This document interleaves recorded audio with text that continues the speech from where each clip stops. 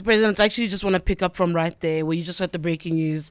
The Constitutional Court has finally ruled on this particular matter about your predecessor and whether or not he can make a turn to return to Parliament. Let's first speak about your reaction to the news.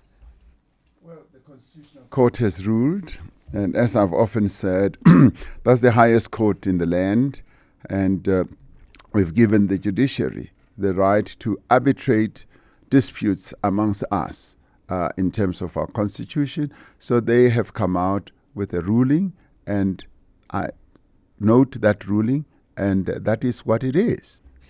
Noting the ruling is what you actually did in December. I, again, go back to conversations you had with journalists ahead of the formal launch of the Umkhonto weSizwe Party. I asked you, former presidents are saying A, B, C, D, E. You said you'd note it. And look at where it's led to the ANC and where you are today.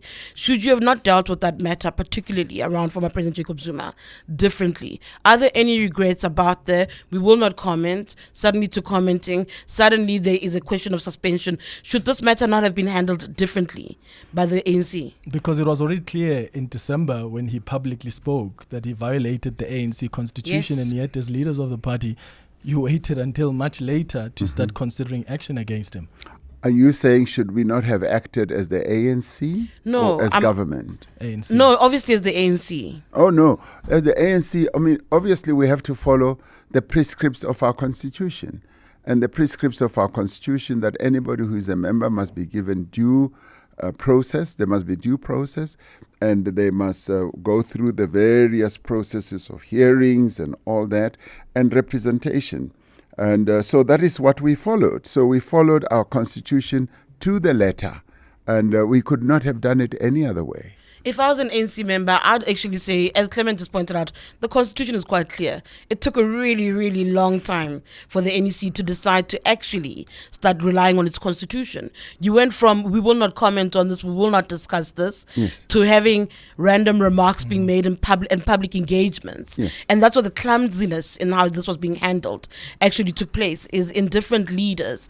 In your Secretary General defending the actions of the ANC over the years in the name of an individual. It was those mishaps before the ANC remembered it's got a constitution and it's quite clear about what the violations are.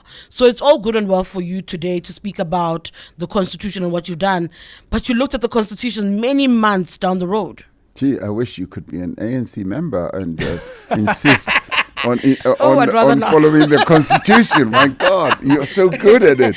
No. No. In the end, I mean, we followed the constitution, and we took the decisions that we took at the time. And some decisions, sometimes you'll find that maybe you should have taken a different decision. You should have done things incorrectly. But it is what it is. We took the decision to put him through a disciplinary process. And that is what we have done. And what we should really be found guilty for is to follow our constitution. And that I will concede that, yes, we are guilty for having followed the terms of our constitution. You're guilty for having started late.